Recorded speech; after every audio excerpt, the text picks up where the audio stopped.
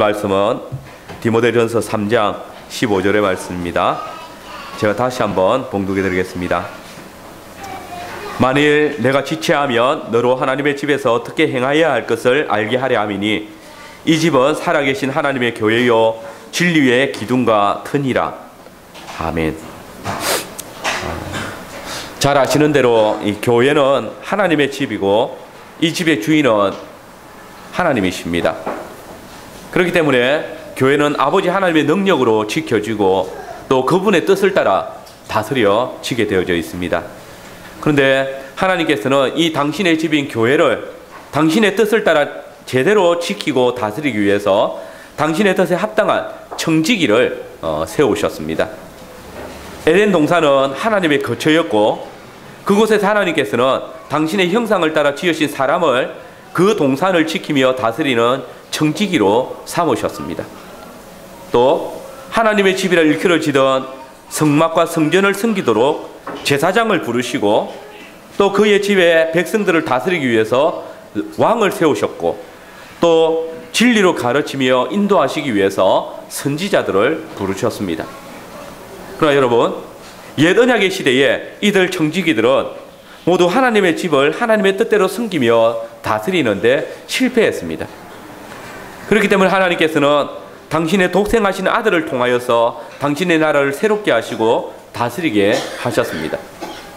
그분은 근본 하나님의 본체이시지만은 육신을 입으시고 이 세상에 오셔서 옛 언약 시대에 실패한 청지기들이 세우지 못한 하나님의 집을 새롭게 세우시고 천국 복음을 전파하게 하셔서 그 집의 백성들을 불러 모으시고 그들을 진리를 따라 다스려 주셨습니다.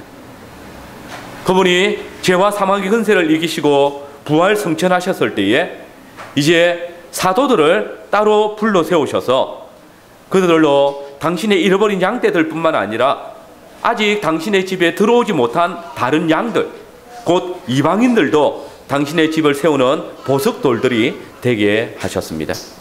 그뿐 아닙니다. 교회의 머리가 되시는 그리스도께서는 주님의 복음이 전파되어져서 주님의 집이 세워질 때마다 그 집을 당신의 뜻을 따라 가르치고 지키고 다스릴 청지기, 곧 장로들과 집사들을 택하여 세우셔서 당신이 다시 오실 그날까지 당신의 구원 사역을 온전히 감당하도록 직분자들을 세우셨습니다.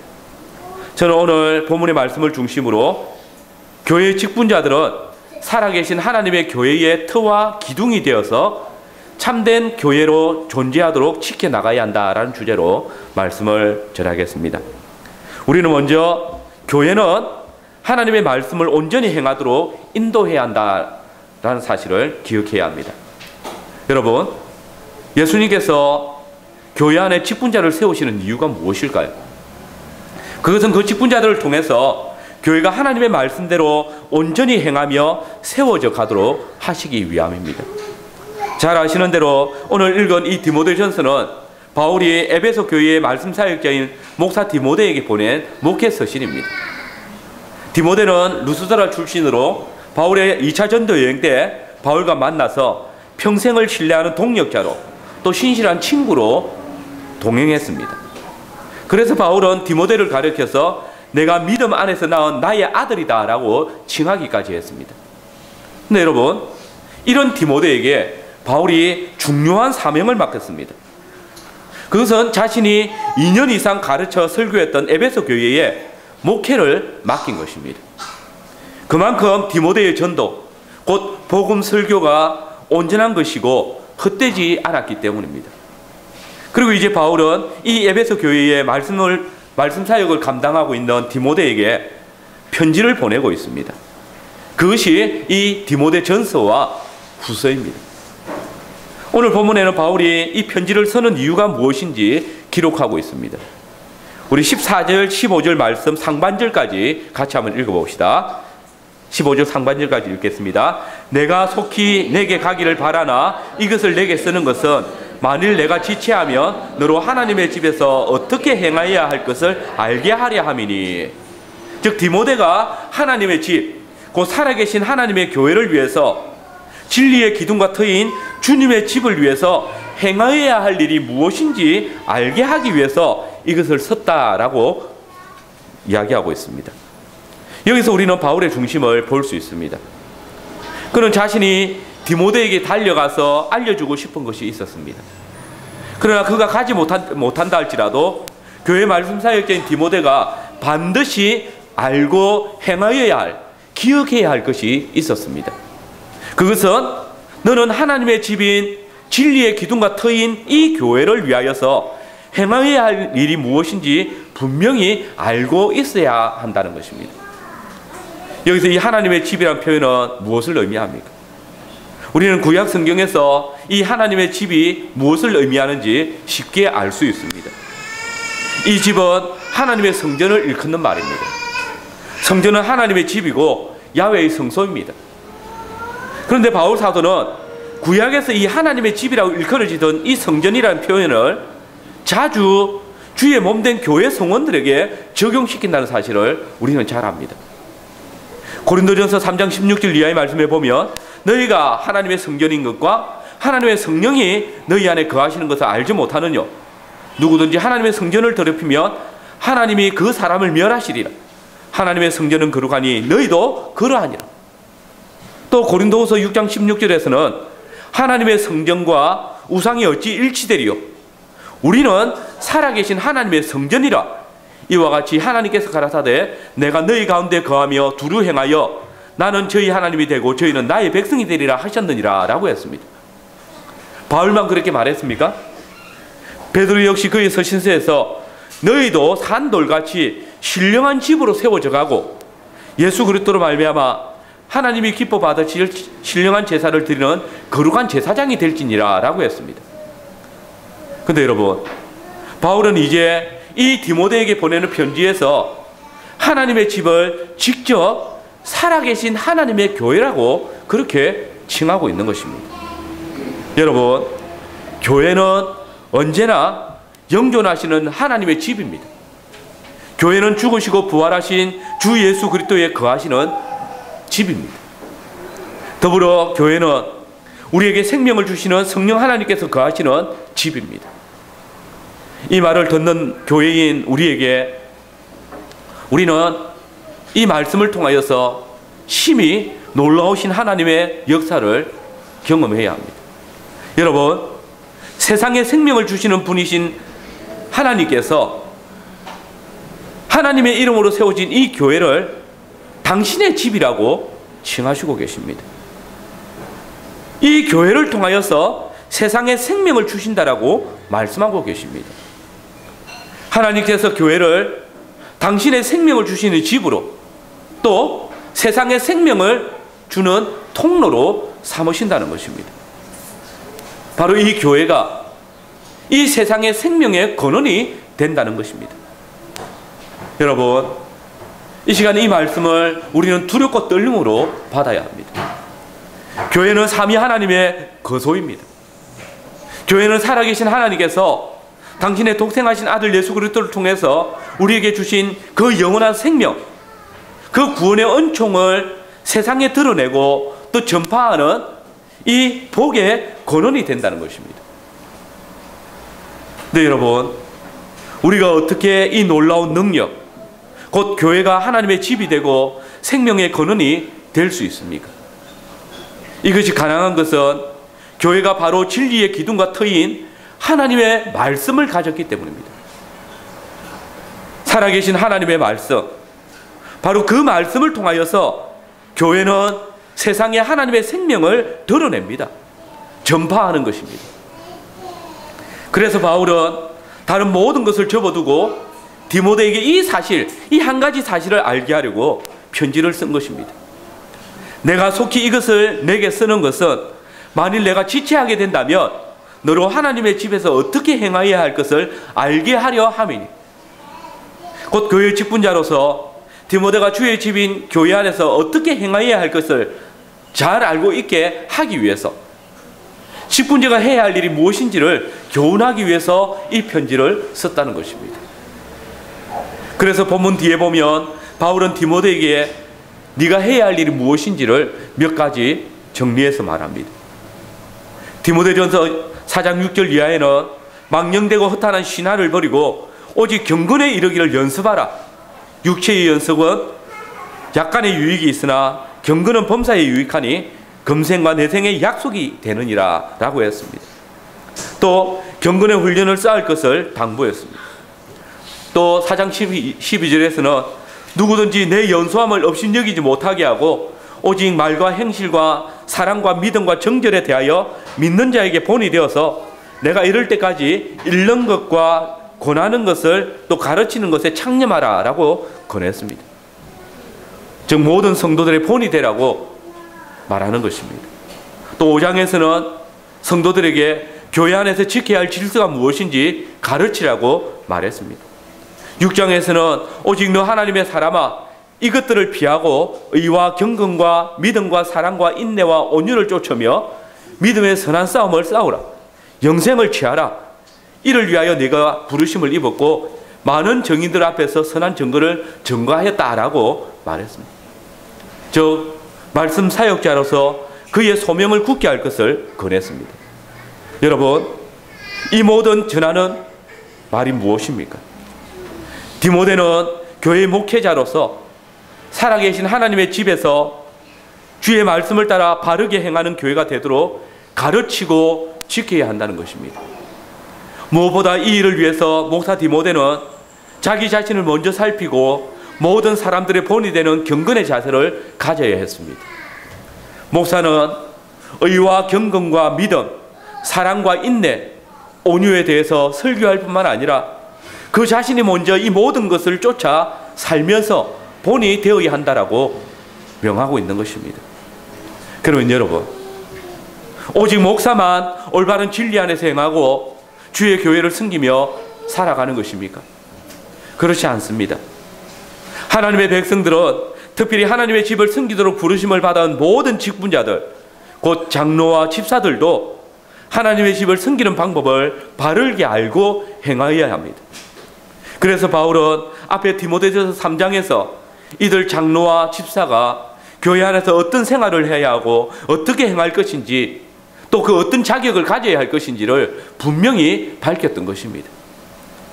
여러분 3장 2절의 말씀에 보면 바울은 감독, 곧 장로된 자들과 집사들은 책망할 것이 없고 모범적인 가정생활을 해야 하고 나그네들을 대접해야 하는 사람이라고, 또 술을 즐기지 말아야 하고 난폭하지 않아야 하고 관용과 인내로 다른 사람들을 포용할 줄 알고 다투지 말아야 하고 물질에 임박히지 말아야 할 것, 무엇보다도 먼저 자기 가족들을 잘 다스려야 한다고 권하고 있습니다.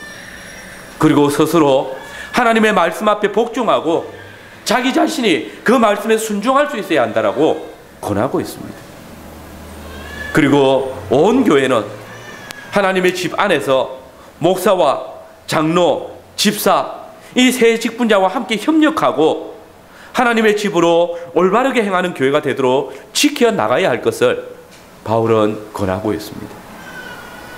직분자들의 가르침과 인도, 그리고 보살핌 아래서 온 교회가 하나님의 말씀 앞에 깨끗한 양심을 위해서 믿음의 선한 싸움을 싸워가야 합니다.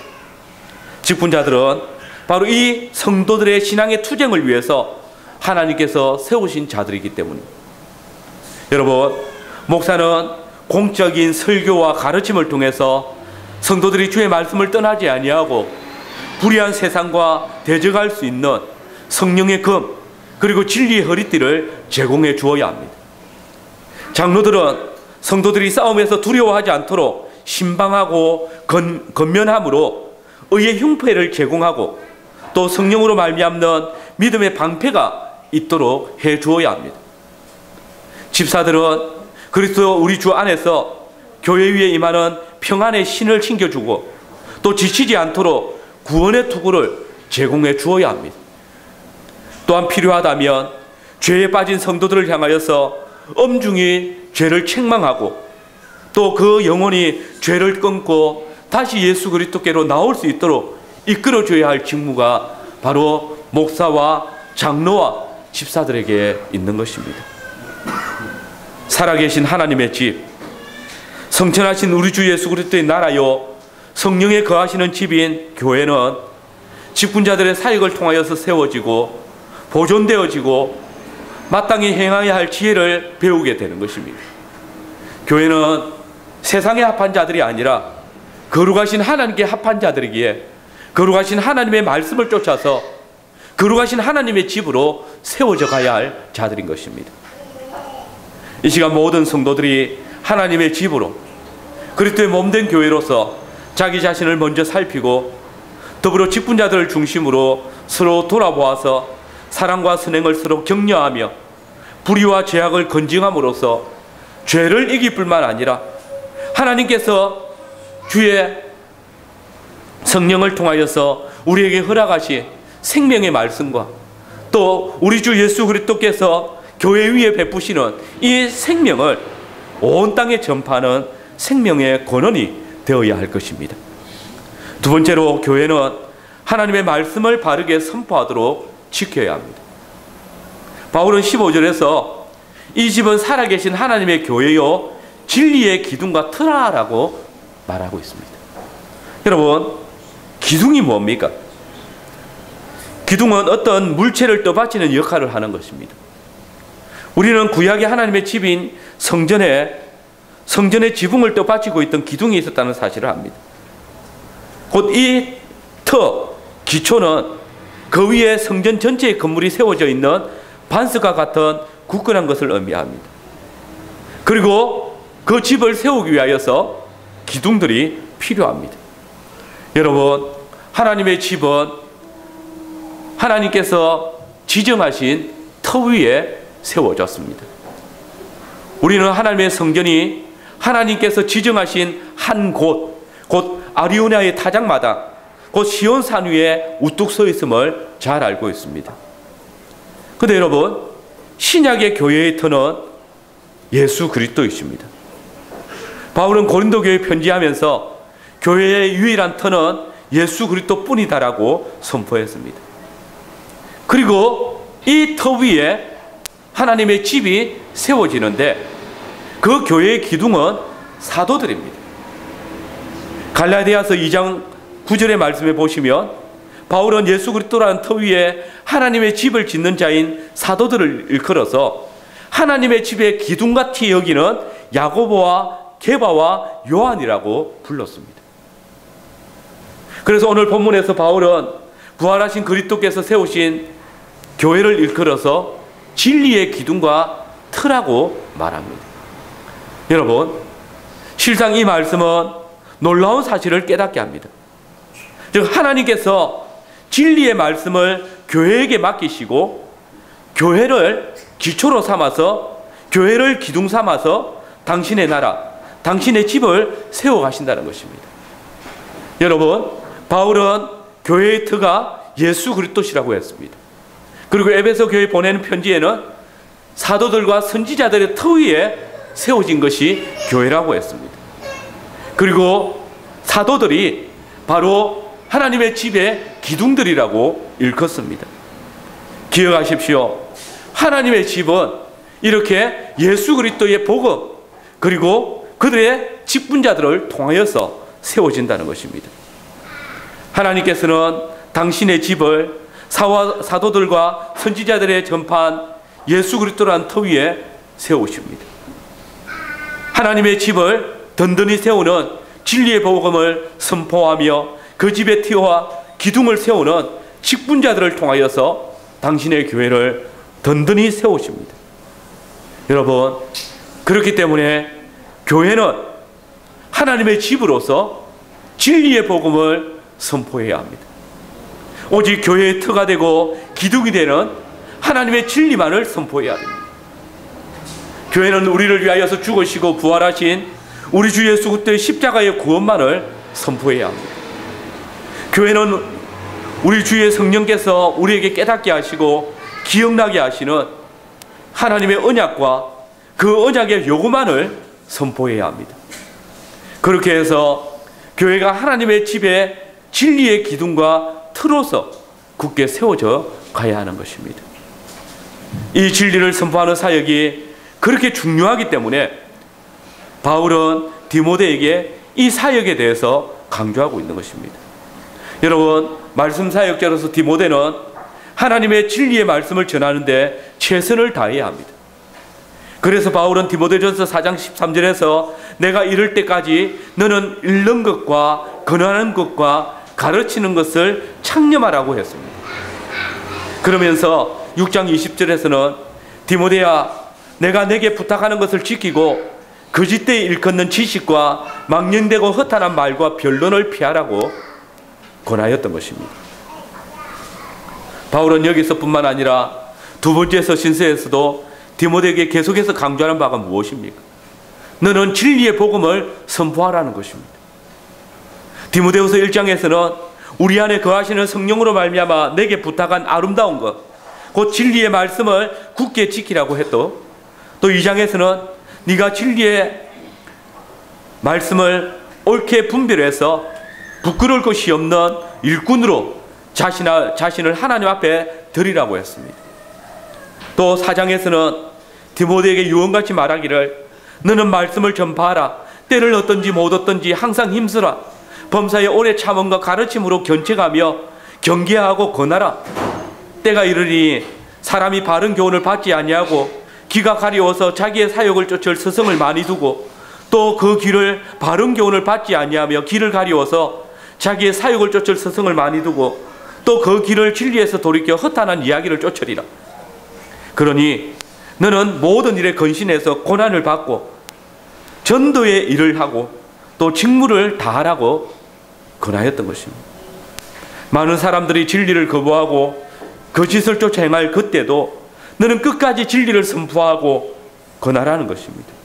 왜냐하면 진리의 기둥과 터인 교회가 진리를 파수하지 못한다면 하나님의 진리는 사라지고 그 기초가 사라지고 그 기둥이 사라져버리기 때문에 하나님의 집이 무너지기 때문입니다. 그렇습니다. 이 진리의 틀을 닦는 사역은 목사의 가장 핵심적인 임무입니다. 목사가 교회의 참된 터인 우리 주 예수 그리스도의 진리의 복음을 바르게 선포하지 아니하면 그는 자신의 직무를 다하지 않는 것입니다. 그러나 이 진리의 선포가 오직 목사에게만 주어진 책임입니까? 그렇지 않습니다. 진리의 틀을 닦는 것이 목사의 직무라면 진리의 기둥을 세워가는 것은 바로 장로와 집사의 사역입니다. 여러분, 우리 함께 열왕기상 7장 21절 말씀을 읽어보겠습니다. 열왕기상 7장 21절의 말씀입니다.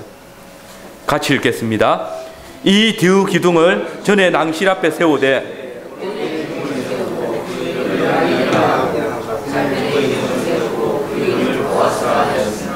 여기 보면 솔로몬의 성전에는 성전 입구에 두 개의 큰 녹기둥이 세워져 있습니다. 그 이름이 야긴과 보아스입니다. 그런데 여러분, 이 야긴과 보아스는 이스라엘의 직분을 상징적으로 보여주고 있는 것입니다. 먼저 야긴은 역대상 10장 9절과 24장 17절에 보시면 이스라엘의 제사장 직분을 감당하는 레위 지파임을 알 수 있습니다. 그리고 보아스는 잘 알고 계시는 대로 이스라엘의 홀이 나오는 유다 지파입니다. 특별히 룻기를 통하여서 보아스가 다윗의 정조부임을 알고 있습니다. 곧 좌편 기둥인 보아스는 왕의 지파로서 왕의 직분을 보여주고 있는 것입니다. 여러분, 성전의 이 두 녹기둥이 의미하는 바가 무엇입니까? 하나는 제사장 직분을 의미하고 있습니다. 하나는 왕의 직분을 말하고 있습니다. 하나님께서는 하나님의 집인 성전의 이 두 기둥을 통하여서 제사장과 왕의 직분을 나타내시고 이들을 통하여서 이스라엘을 지키시고 보호하고 계심을 보여주고 있는 것입니다. 만약에 이 두 기둥 중에 하나라도 무너진다면 이스라엘은 하나님의 집으로서 또 야훼의 안식을 누리지 못하게 되는 것입니다. 그런데 여러분, 이스라엘은 세 가지 직분이 있지 않습니까? 곧 왕과 제사장 그리고 선지자 직분이 있지 않습니까? 그런데 왜 성전에는 그 중요한 선지자 직분이 나타나지 않는 것입니까? 그러나 그렇지 않습니다. 하나님의 말씀을 맡은 선지자 직분은 야훼의 임재를 상징하는 지성소의 언약궤가 그것입니다. 언약궤는 야훼의 임재를 상징합니다. 동시에 이 언약궤는 언약의 하나님이신 당신의 말씀을 나타냅니다. 곧 이 언약궤는 야훼의 말씀인 선지자의 직분을 보여주기도 하는 것입니다. 그런데 여러분, 지금 이 성전의 모형을 여러분의 머리에 잘 그려보십시오. 이 성전의 두 기둥은 야훼의 말씀인 언약궤를 중심으로 그것을 떠받치고 있는 그런 기둥의 모양을 하고 있는 것입니다. 여러분, 성전을 생각해 보십시오. 성전 중심에 위치한 지성소를 보십시오. 거기에는 하나님의 언약궤가 있습니다. 그리고 그 언약궤를 중심으로 제사장 직분을 상징하는 아론의 상단 지팡이가 있고 왕적 직분을 상징하는 만나 한 오멜이 지성소 안에 놓여져 있습니다. 이제 성소를 보십시오. 성소에는 언약궤를 중심으로 제사장 직분을 상징하는 등대와 왕적 직분을 상징하는 12개의 진설병이 놓여져 있습니다. 이제 성전 전체를 한번 보십시오. 지성소의 언약궤를 중심으로 제사장 직분을 드러내는 야긴과 왕적 직분을 드러내는 보아스라는 이름의 두 기둥이 성전을 우뚝 받치고 있습니다. 이제 이스라엘 전체를 한번 보십시오. 이 만나와 지팡이로 또 진설병과 등대로 야긴과 보아스라는 두 기둥으로 상징되어지던 제사장들과 왕들이 이스라엘의 두 기둥이 되어서 오직 야훼 하나님의 말씀을 따라 하나님의 백성들을 지키고 다스리고 있는 것입니다. 그렇습니다. 하나님의 집인 이스라엘은 바로 그 터인 말씀과 그리고 두 기둥이 왕과 제사장의 직분을 통하여서 받쳐지고 있는 것입니다. 그런데 신약의 성전인 교회도 동일한 모양을 가지고 있습니다. 곧 하나님의 말씀을 맡은 목사는 하나님의 지성소에 있는 언약궤의 자리에 있습니다. 하나님의 말씀, 곧 이 언약궤가 없으면 건물 성전이 하나님의 집이 될 수 없듯이 교회 안에 하나님의 말씀이 사라진다면 그 교회는 결코 하나님의 교회가 될 수 없습니다. 그런데 여러분, 이 하나님의 집에는 하나님의 언약궤를 떠받치는 두 기둥이 있습니다. 하나님의 집을 든든히 세우는 일에 있어서 집의 기둥이 되는 장로와 집사의 책임이 중요합니다. 디모데전서 4장 14절을 보면 디모데는 자기 속에 있는 예언하는 은사로 말미암아 장로의 해를 통하여서 안수를 받았다고 합니다. 곧 장로의 해가 디모데를 안수하여서 진리를 가르치는 사역자로 구분하여 세웠다는 것입니다. 여러분, 이 말이 중요한 것은 장로에는 가르치는 장로와 치리하는 두 종류의 장로가 있는데 말씀 사역자를 안수하는 일에 이 장로들, 곧 두 장로가 함께 안수에 참여하는 것입니다.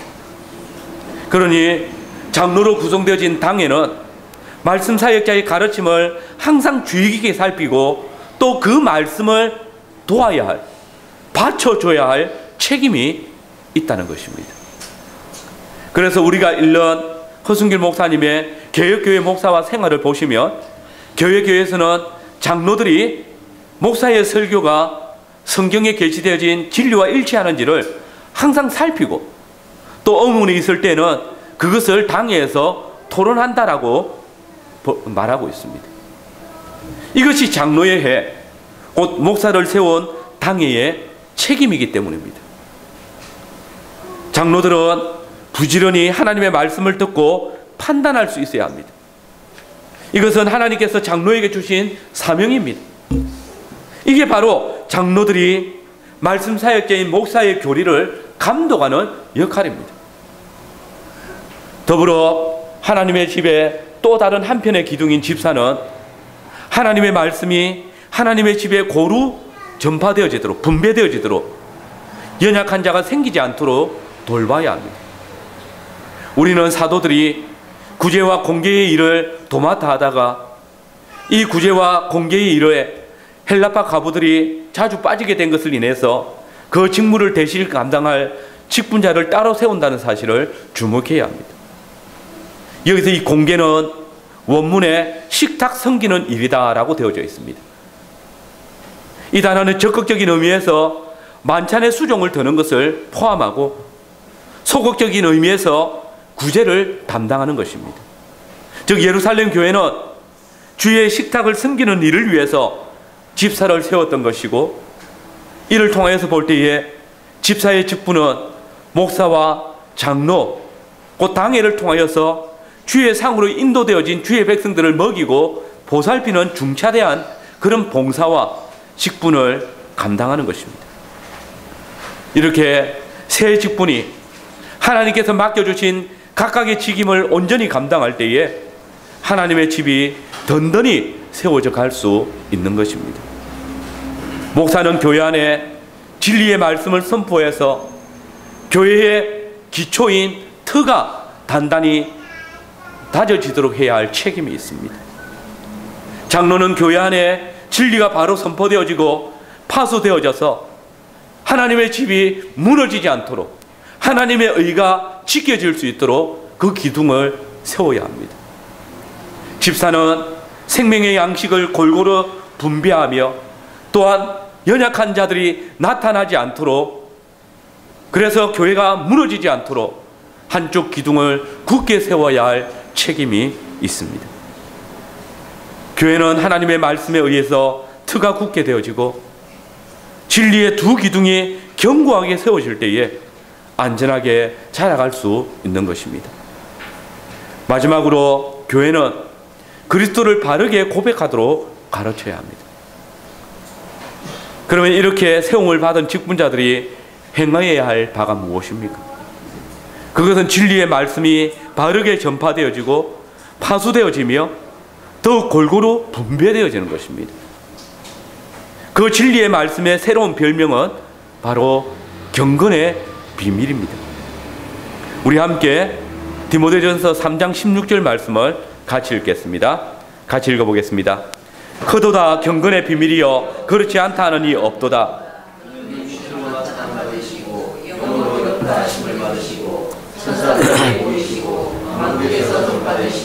세상에서 믿음 받으시고 영광 가운데 올리우셨습니다. 그래서 이 경건의 비밀이라는 단어는 경건 곧 비밀 이렇게 번역되어질 수 있습니다. 쉽게 말해서 경건이 곧 비밀이고 또 이 비밀이 곧 경건이란 말입니다. 바울은 그의 서신서에서 이 비밀 혹은 신비라는 단어를 여러 번 사용했습니다.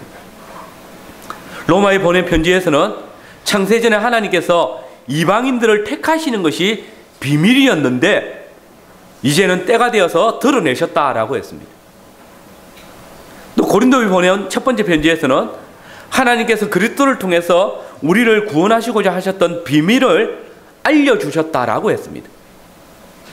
에베소 교회 보낸 편지에서는 남편과 아내의 혼인관계를 설명하면서 이 혼인이 그리스도와 교회의 관계를 설명해주는 크고 놀라운 비밀이다라고 했습니다.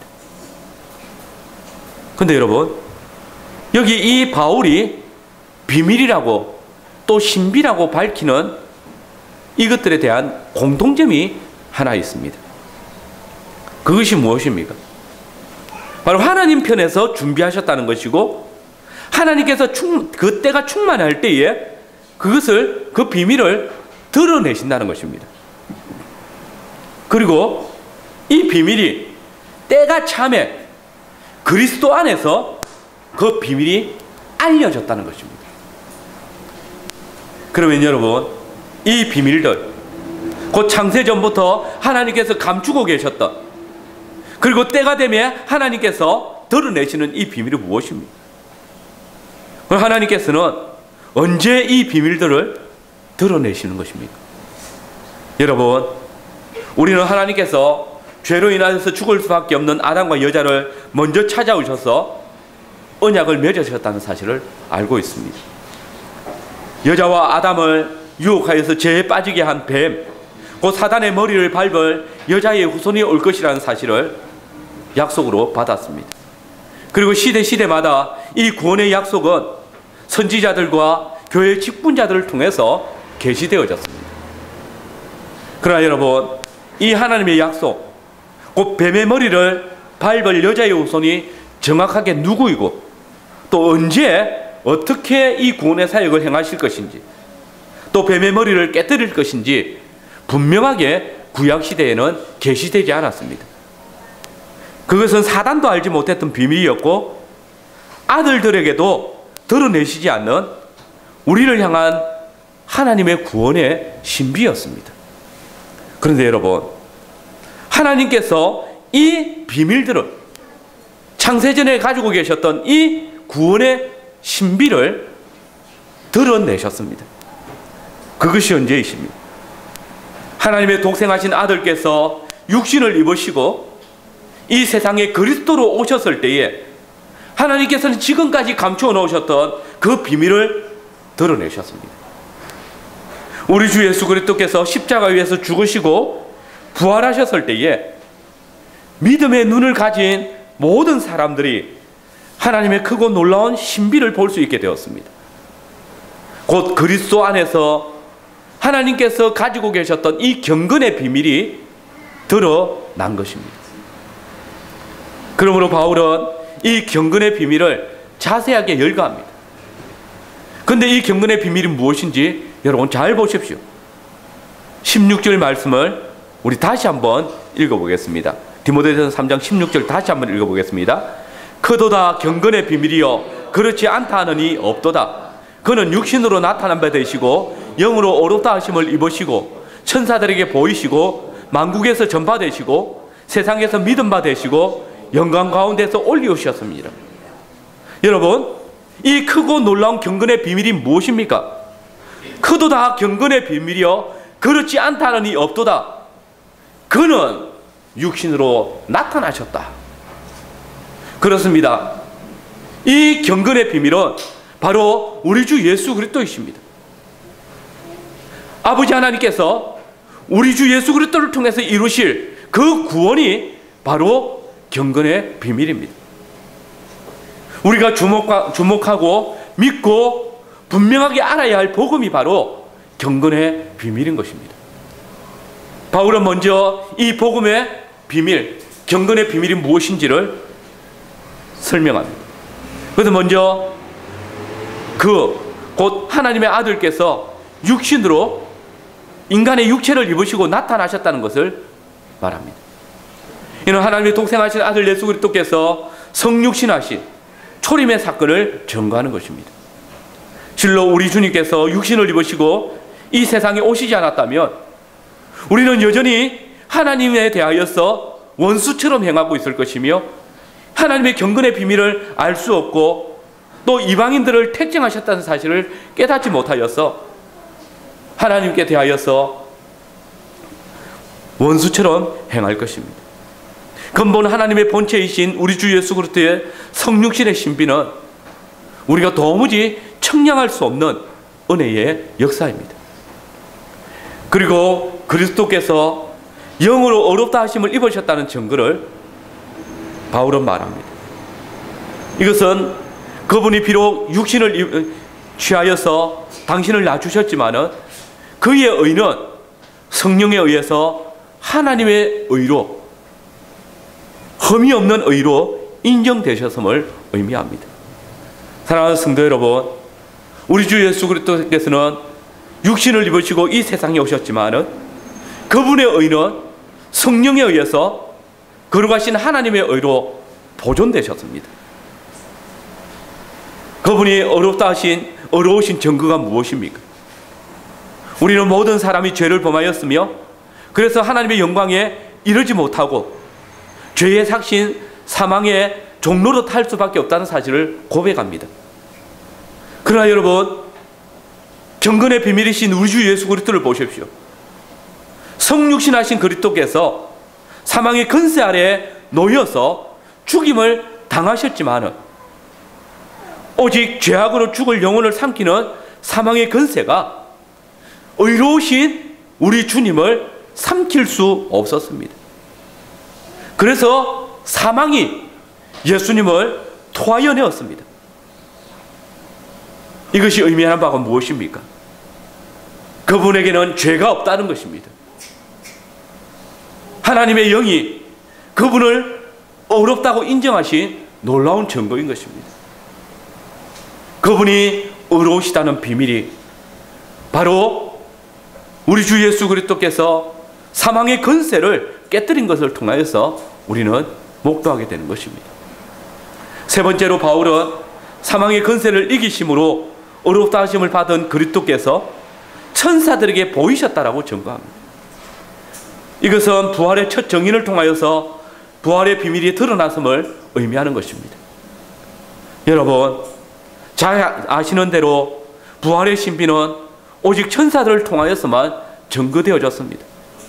여러분, 예수님의 제자들이, 예수님을 쫓던 자들과 핍박하던 자들이 우리 주 예수 그리스도께서 당신이 죽은 자 가운데서 3일 만에 부활하실 것을 누누이 전파하시며 또한 알게 하셨음에도 불구하고 그 경건의 비밀을 믿지 않았고 깨닫지 않았습니다. 또한 부활하신 주님이 친히 그들에게 나타나셨음에도 불구하고 믿음의 부족으로 눈이 가리워져서 부활하신 예수님을 보지 못했고 믿지 못했습니다. 그때 하나님께서는 바로 이 천사들을 통해서 부활의 신비를 사람들에게 증거하시고 하늘의 비밀을 알리신 것입니다. 이어서 그리스도께서 만국에 전파되셨다는 사실은 앞에 로마서 11장에 바울이 로마교회 성도들에게 알게 한 비밀을 확정시켜 주는 것입니다. 하나님께서 아브라함과 언약을 맺으실 때에 분명 아브라함과 그의 후손이 천하 만민의 복의 근원이 될 것이라고 약속하셨습니다. 이것은 아브라함에게 창세전에 이방인들을 택정하셨다는 그 경건의 비밀을 하나님께서 이미 드러내고 계셨다는 것을 말하고 있는 것입니다. 그러나 여러분, 이 아브라함의 후손인 이스라엘 백성들은 하나님께서 이 경건의 비밀을 통해서 천하 만민을 구원하실 것을 알게 하셨음에도 불구하고 이 복음을 제대로 깨닫지 못했습니다.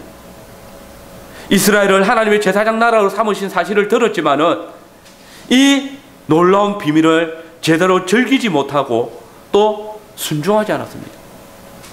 그러나 부활하신 그리스도께서는 사도들에게 당신의 복음을 만국에 선포하라고 위임하셨고 친히 성령을 보내주셔서 성령이 임하셨을 때에 예루살렘과 유다와 사마리아와 땅끝까지 이르러 내 정인이 되라고 경건의 비밀, 생명의 복음을 전파하라고 말씀하셨습니다. 그렇습니다. 우리가 깨닫게 되는 경건의 비밀은 그리스도는 유대인들을 구원하시기 위해서 성육신하신 것이 아니라 만국을 구원하시기 위해서 이 세상에 오신 하나님의 경건의 비밀이시라는 사실입니다. 그리고 주의 성령께서 오셨을 때에 사도들의 증거를 통해서 이 비밀, 곧 그리스도의 구원의 복음은 천하 만민에게 증거되어졌습니다. 바울은 이어서 만국에 전파되신 그리스도께서 이제 세상에 믿음 바 되셨다라고 선언합니다. 즉 그리스도께서 천하 만국에서 사도들과 복음 전도자들을 통해서 전파되어졌을 때에 그 복음을 들은 사람들이 십자가에 죽은 그 예수를 주와 그리스도로 영접하고 믿음 바 되어졌다는 말씀입니다. 여러분, 이것은 놀라운 신비입니다. 불법하고 폐역한 세상 가운데서 자기 백성들조차도 자기 땅에 오신 그리스도를 거부하는 가운데, 믿지 않는 가운데 주님은 당신의 교회를 세우시고 창세전에 택정하신 자들을 부르십니다.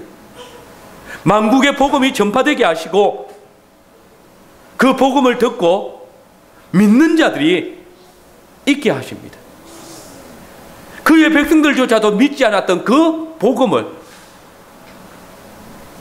지난날 하나님과 원수되었던, 그리스도를 알지 못했던, 하나님의 언약에 대해서는 원수였던 저와 여러분들이 듣고 놀라운 비밀을 믿는 자들이, 그 복음에 참여한 자들이 되지 않았습니까? 얼마나 놀라운 하나님의 역사입니까? 이어 바울은 그리스도께서 영광 가운데에서 올리오셨다라고 증거합니다. 이것은 그리스도의 성천을 의미합니다.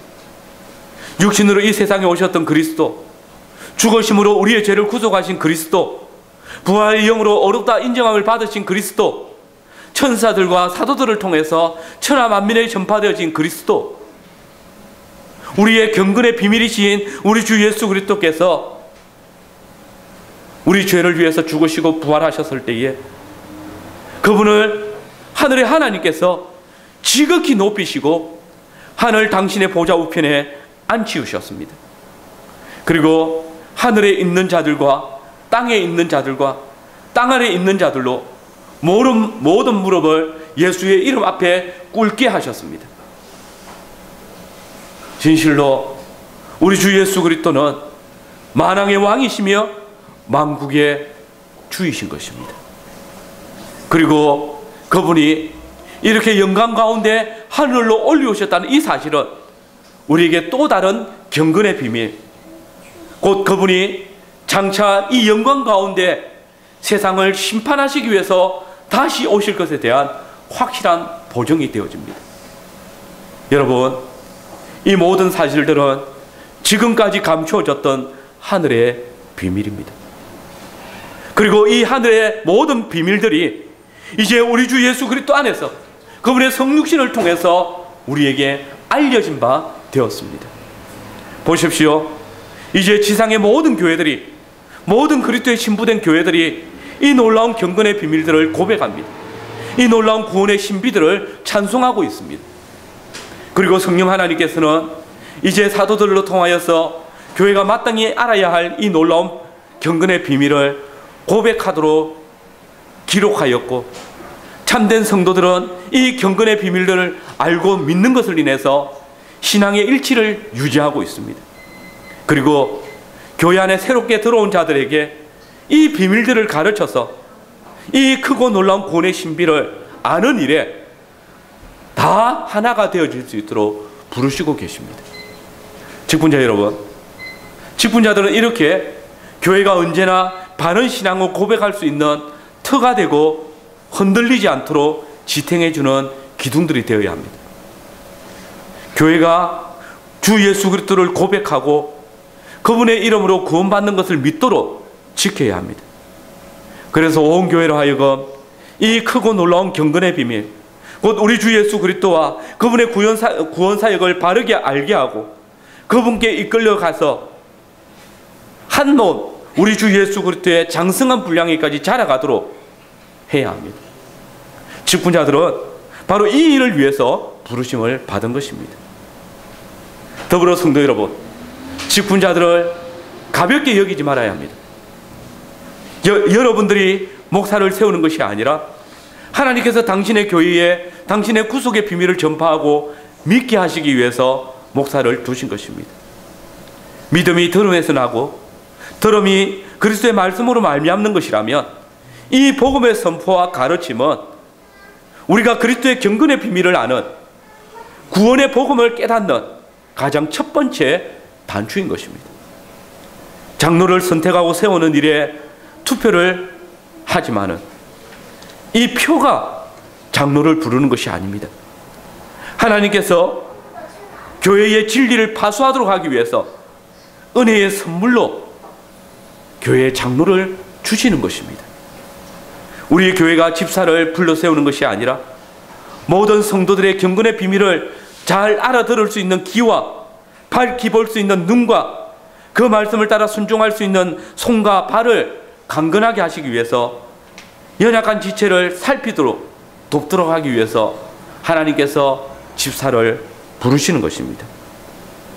그러므로 직분자들이 하늘의 놀라운 비밀을 말하고 그 비밀을 따라 가르칠 때에 성도들을 인도하고 보살필 때에 교회는 전적으로 직분자들의 인도에 순종해야 합니다. 왜냐하면 이들 직분자를 세우는 것은 우리가 아니라 바로 삼위일체 하나님이시기 때문입니다. 하나님께서 우리 교회로 하여금 경건의 비밀을 알고 말씀의 터와 신앙 고백의 기둥이 든든하게 하시기 위해서 선물로 주신 직분자들을 항상 존경하고 그들의 가르침과 교훈과 책망을 받음으로 든든히 자라가기를 바랍니다. 그래서 진리가 바르게 선포되어지고 말씀에 바르게 순종하고 또 그날이 가까움을 볼수록 영광 가운데 다시 오실 주님을 소망하고 그리스도의 장성한 분량에까지 자라가는 모든 교회와 성도들이 되시기를 바랍니다. 아멘. 아멘.